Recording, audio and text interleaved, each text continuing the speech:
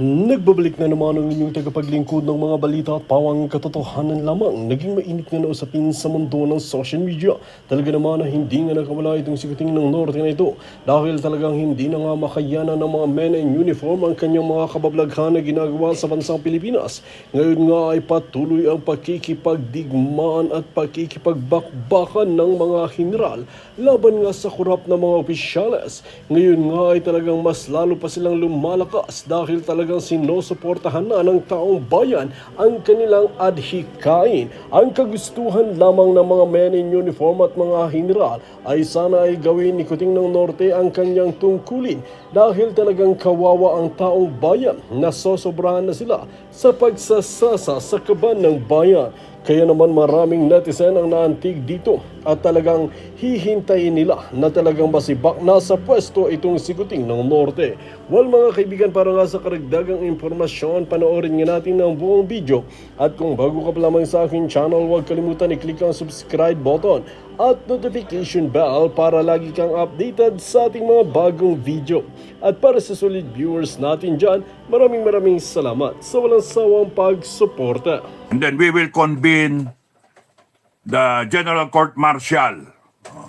Pati yung General Court Martial na yan, dahil sa martial law ng taong bayan at saka revolutionary government, lahat yan, mga congressman, senator, lahat yan, will be tried by the People's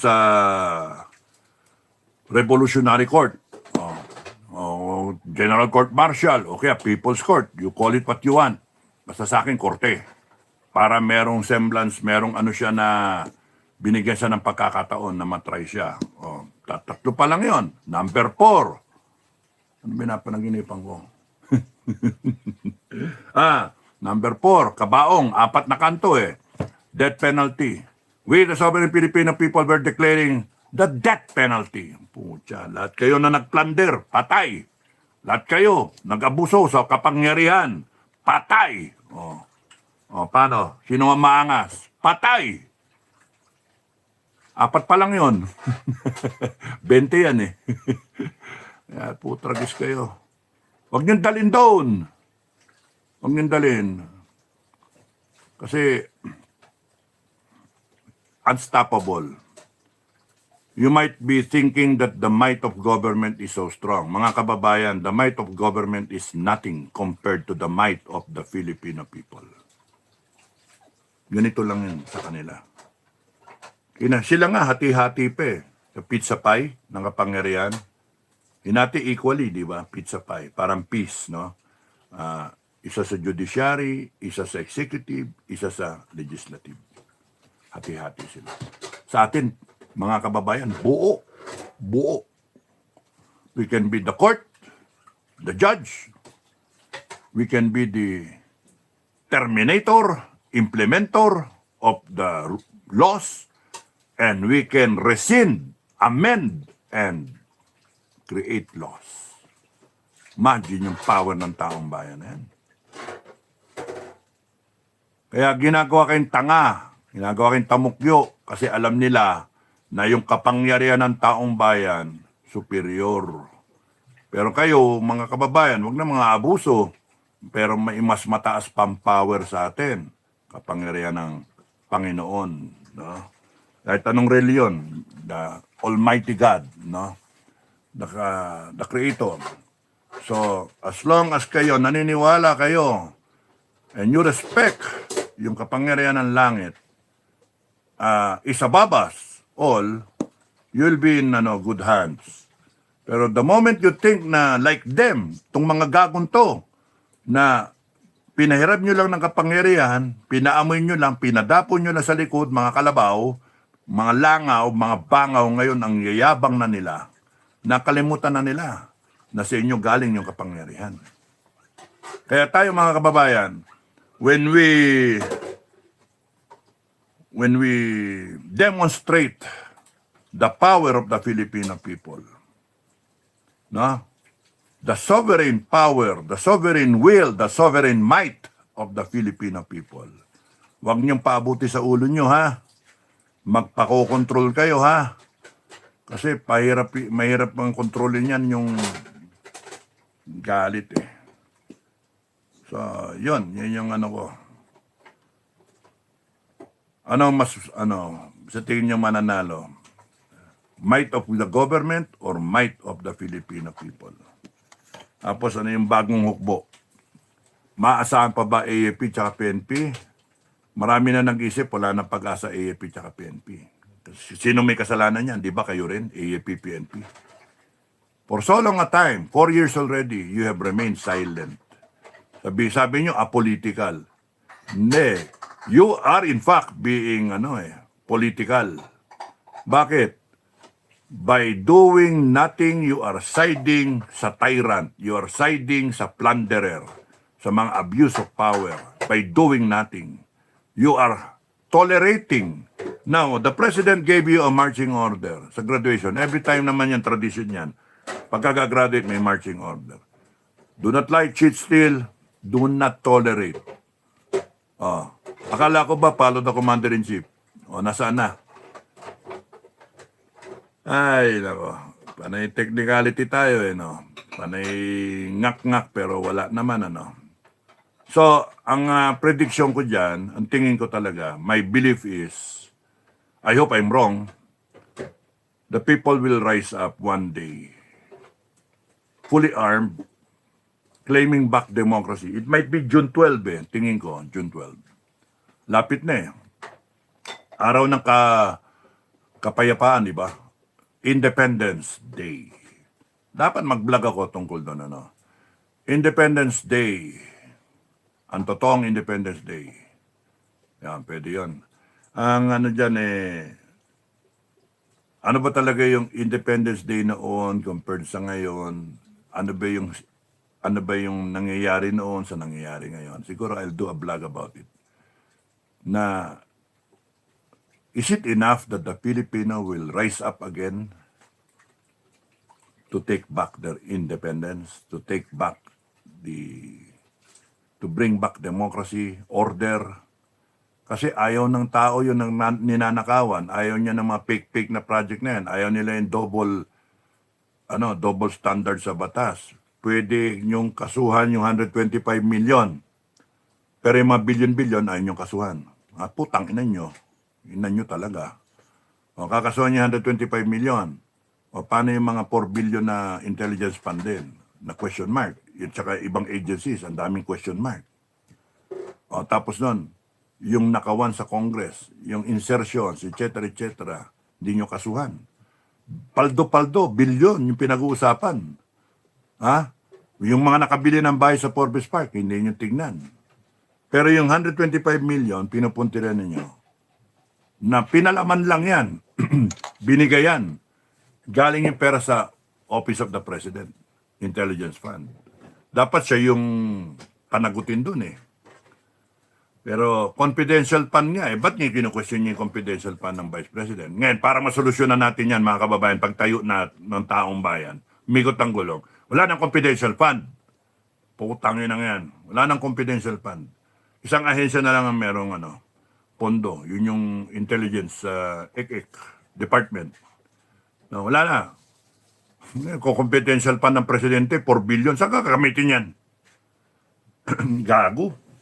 Corruption lang yan lahat Wala nang magko-confidential fund. Yun ang gusto ng taong bayan di ba? Nasa ating galing yung kapangyarihan Tayo yung masusunod. Tayo yung may bukal ng kapangyarihan. Sa tingin nyo, magkano masisave natin? Isipin mo kung ilang billion yung masisave natin. Wala na intelligence fund. Ilang billion yung masisave natin kung wala na yung Congress na 300. Wala nang party list. Sa 300, congressman, 318, magiging 18 na lang congressman. 18 senator. Magsama kayo sa isang building. At yung House of Representatives ngayon, gawin natin crocodile farm. Para talagang may impact. Gawin natin tourist attraction. Talagang may crocodile doon, live na crocodile farm. May kainan doon sa gitna nung na yan. House of Representatives. House of Representatives, no? House of Crocs. Yun yung title nung yung parang rancho ba nakalagay doon. House of Crocs, di ba? Patupad natin yun, mga kababayan. Tapos yung Malacanang, ano lang yan, panturista na lang ba? Wala na dyan. Huwag na mag-seat of power dyan. Malas yung Malacanang eh. Malas. Lagay na lang natin dyan yung rebulto ng mga, yung ano ba, yung mga Wall of Fame. Lahat ng sumali sa pagbawi ng demokrasya. Yung pagtuwid ng Pilipinas. Para yung mga anak-anak nyo, apo-apo ninyo, at yung saling lahi, matandaan kayo. Naku, ikaw si retired Tamukyo. Oh, matanda yung pangalan mo. Musang. SF. Hindi kaya, civilian, teacher. Oh. Matanda yung mga pangalan ninyo. Be it known, we're the brave. Ganyan, kung ilang kayong tumayo, 100,000. O kung 1 million na tao, the brave 1 million. Hindi kaya nag-spark ng tumayo talaga. Yun yung umpisa. The Brave 300. Yun yung unang pangalan dun. The Brave 1,000. Pwede na 300 eh. 300 pwede na. Parang yung sa di ba? Sa Bible, no? 300 lang yung kay Gideon. Tinalo, 165,000. O pwede pa nang talunin ng 300 yung Armed Forces, ano? Pwede pala yun, ano? You will, let's see kung, we invoke God's divine power, no? We will invoke it. Sasagasaan ka? No way. Maplat yan tangke nyo. Hindi yan puputok. Pumutok man yan, di kami tatamaan. Babalandra sa inyo yung bala. Maraming makakita ka ng mirakulo na, nasa 2026. Yung mga mirakulo nun di ba? Parting of the Red Sea, di ba? Yung mga, imagine, yung brimstone, yung umuulan ng yelo, at saka ng apoy. Hanip, yung Red Sea, tawag dito, yung Nile naging dugo. Tapos naglitawan yung mga palaka, mga isda, patay, lumutang, langaw. Grabe nga naman yan. Environmental disaster eh. So ngayon, hindi siguro environmental disaster yan. Disaster lang. Disaster lang. So, yun ang message ko, simple lang. What is more powerful? The might of government. All government resources combined. Sama na dyan yung pera natin. The might of government. Flexing siya. Batas, lahat. AFP, PNP, NBI, pineflex niya. Takutin lahat ng tao. The might of government. Versus the might of the Filipino people. Gandang tignan, Sino mananalo sa tingin nyo? Ako tingin ko mananalo taong bayan. The might of the Filipino people. Bakit? Dito galing yung bukal nakapangyarihan. Ito, pinahiram lang Lahat sila. They have no reason for being if the Filipino people decide to withdraw their support dito sa gobyerno nato. Diba? If the Filipino people decide we will not honor your court cases, we will not honor yung mga demanda nyo, mga putang ina nyo, etong i-honor nyo. We declare a revolution, declare a revolutionary government. Una muna, we declare a martial law, and then a revolutionary government, and then death penalty, blah, blah, blah. Sunod-sunod na yan. Di matauhan kayo. Taong bayan na nagsabi, AFP, PNP, number 3. We take command of the AFP and PNP. Imagine that. The Filipino people taking command of the AFP and PNP. Kaya kayong mga general, kayong mga sundalo, PNP, you better start thinking the logic of it all. You're there not because you are just uniforms, you're just mga utos-utusan lang. You're there because just like the president, You're there to serve the Filipino people. Di ba? And for that, you are well compensated by the Filipino people. Because you belong to the Philippine government, a democratic government of the people, by the people, and for the people. And here you are, just like the tyrants, just like the abusive officials that you're trying to protect, not the Filipino people. So when the Filipino people decide na wala na tayong aasahan sa AFP at sa PNP, ang susunod doon, mag-arma sila. So that they can defend themselves. Why? Because they see the AFP and the PNP as the primary threat to their security. And if the people will come out fully armed, may tirador, may yantok, may tubo, may kutsilyo, may balisong, may itak, may baril. Anong tapang ngayon ninyo? Sige nga. Haharang kayo dyan. Pag sinabi ng tao, tumabi kayo, kung hindi, sasamain kayo. Anong gagawin nyo? Lalaban kayo? Go ahead. Die for this government. Die for Marcos. Die for these plunderers. Then we will know that you're willing to die. Okay lang. Kasi kami, we're willing to die for a good future. We're willing to die for justice, what is right, to correct what is wrong. We're willing to die for family. Kayo, you're willing to die for what? Wrong sense of loyalty? For money? Kaya alam ko matatalo kayo eh. Ang Filipino people is so pissed off na eh.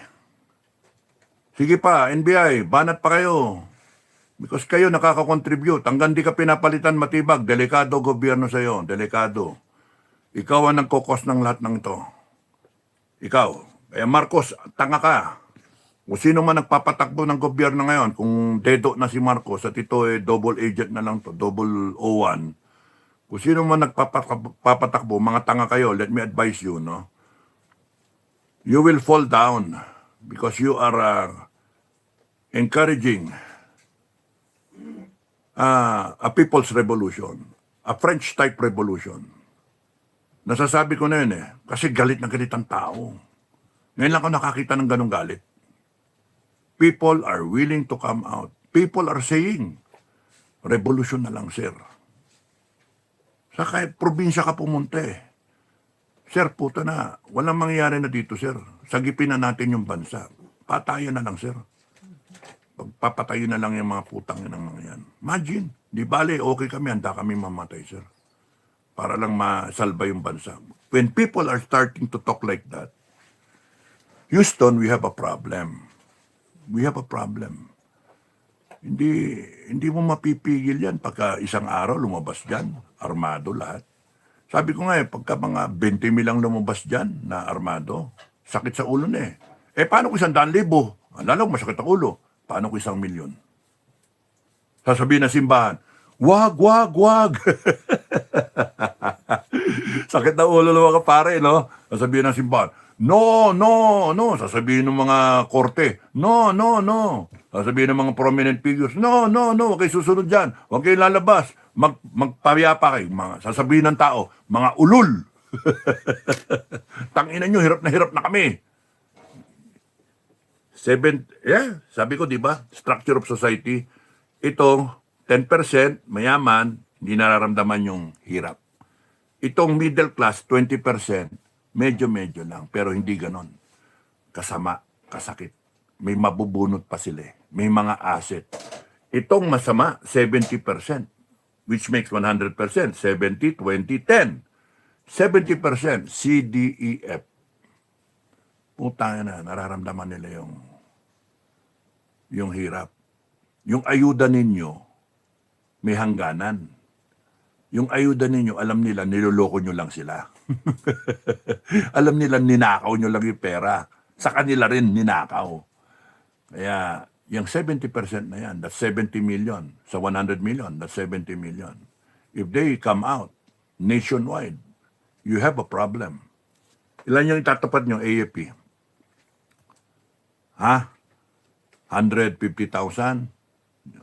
Ilan yung PNP? 200 plus thousand o 350. Gawin na natin 400,000. Dagdag nyo pa yung NBI. Ano? Ano, tatapatan nyo ng baril? Babaratan nyo? Ma-overwhelm kayo. Kung kaya nyo patayin yung mga civilian na rason na nandyan kayo. Hindi. Pagka binanatan nyo yan, you will enrage the people. Sasagasaan kayo niyan. And that's why there's a strong possibility that we will have a French-type revolution. Yan. Dalhin nyo pa dyan, matibag. Ha? Marcos, nabi ko sa iyo, palitan mo yung gago na yan eh. Palitan mo. Kasi yan ang cause ng lahat. Ngayon, kung aso mo yan, na sinusunod yung utos mo, pare-pares kayo, may nako, mayaya. Matatapos kayo. The only way out is good governance. Hindi pwede yung mga banat ninyo. Pag hindi ninyo na-impeach si Inday Sara, hindi nyo na kayang impeach si Inday Sara, ano susunod nyong gagawin?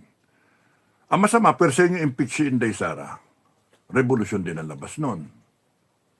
Pag hindi nyo na-impeach ang Inday Sara at per se nyo ang term, ang CONAS, ang charter change, revolution din ang bagsak nun. Kaya wala eh. Kasi sinetap nyo ito, give and take to eh. Pagka kitang-kita ng taong bayan, niloloko nyo lang sila. Kitang-kita na, kasi nararamdaman nila eh. Taas ang bilihin, walang pinagbago, nababaha pa nga eh. Sipin mo, you spend trillions in flood control and baha pa rin. Imagine if we spent billions, kolektahin na lang natin yung tubig and then binebenta na lang natin yung tubig. Lahat ng drainage, malaking hukay, lahat ng mga kunyari 3 meters, 5 meters na, laki ng tubo na yan. Tapos tayo rin gumawa. What a steel mill or whatever. Yung tubo, konekta natin lahat papunta sa tubo, papunta sa isang bansa, kunyari China. Sipin mo lahat ng tubig ulan lahat ng pero dadaan mo na sa o kaya doon na sa kanila. Basta babato lang natin yung tubig doon, sila na mag-filter. O di ba? O kaya 2 filter, isa dito sa atin, pagpasok doon sa kanila, may filter ulit. Sipin mo yung layo na yun dumadaan yung tubig. Tapos yung volume ng baha na yan,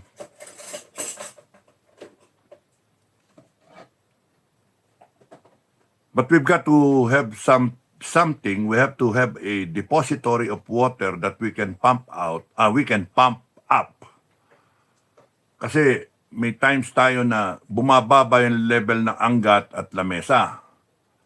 So, either we have to do something, engineering marvel na yung magkakonekta lahat yan, and then meron kang isang reservoir na malaki, na doon pupunta din lahat ng tubig ba, tapos may alternative tayo na pwede natin ibenta siya, kundi kaya a certain level, may minimum level ka, ipapanik natin, pagka wala na tayong tubig sa itaas, kasi hanggang sa umulan na naman.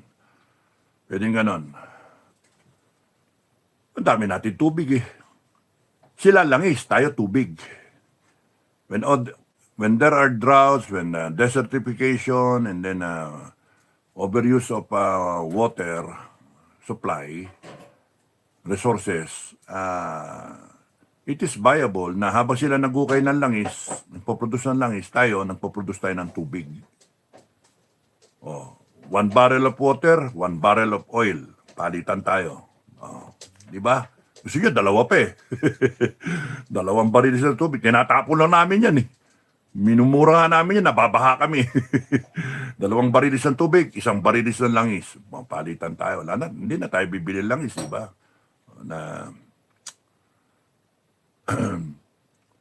As far as US, natutuyo yung Lake Mead eh. Natutuyo yung mga nila. Kasi nga, climate change eh. And we're the benefactor of climate change eh. Kasi stronger typhoons, nasa Pacific tayo, lalaki, Luzon to Mindanao yung sakop ng isang bagyo. maabot na ng 200 plus yung yung bagyo, yung lakas ng bagyo. Kaya nga why don't we harness yung nature na yan? Imagine, no? Sila sisip-sipan ng langis eh. Nalagay sila ng straw sa lupa eh. O kaya offshore, didrill pa nilang ganyan. Tayo eh, palanggana lang eh. Sahod mo eh. Kolektahin na natin lahat ng tubig eh. Bulan eh. Di ba? O, kawa ka lang ng special na na collecting point and then yung staging area, ganon. Tapos filtration, diretso, bato na doon from the filter.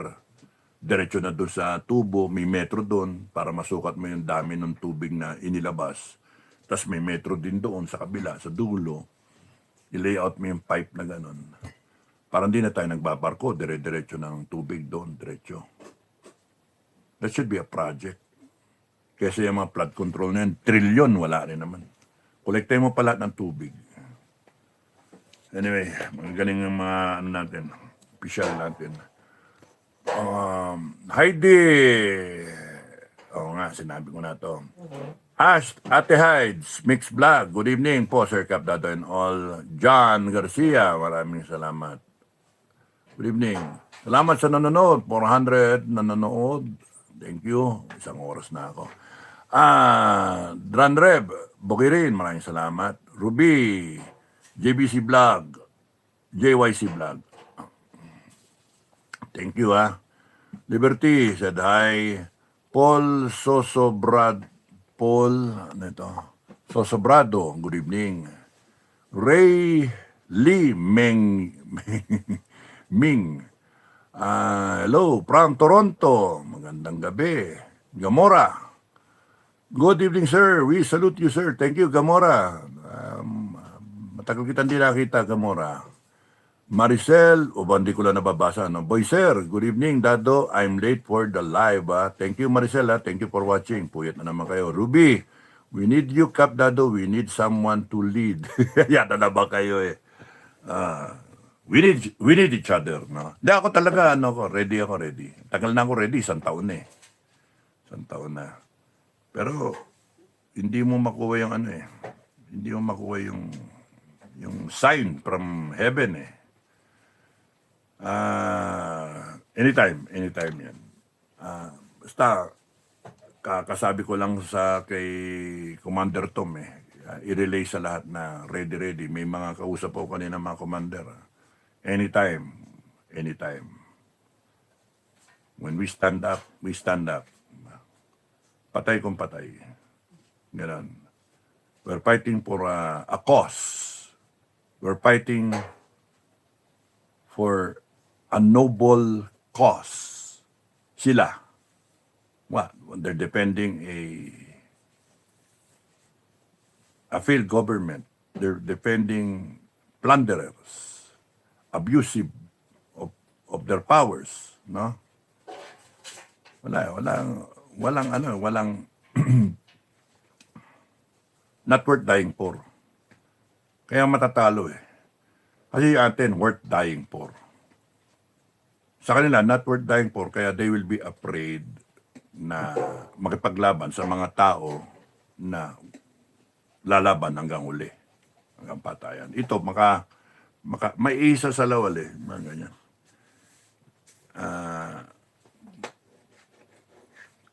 Tingnan natin kung anong mangyari. Basta yung sinabi ko sa inyo yung kay General Cañeso, may takeaway doon. Sundalo ka ba? Yun yung ibig ko sabihin eh. Sundalo ka ba? Kasi parang hindi asal sundalo eh, no? Sundalo ka ba? Ano na ko mo? Ay, nako. You do not surrender, huh? You do not surrender. You die an army man. You fight for your cause. Hindi sumusurrender ang army. AFP You die for your cause. If you want to protect BBM Marcos and plunderers, you go ahead, you protect them. Walang samaan ng loob. Ganyan talaga buhay.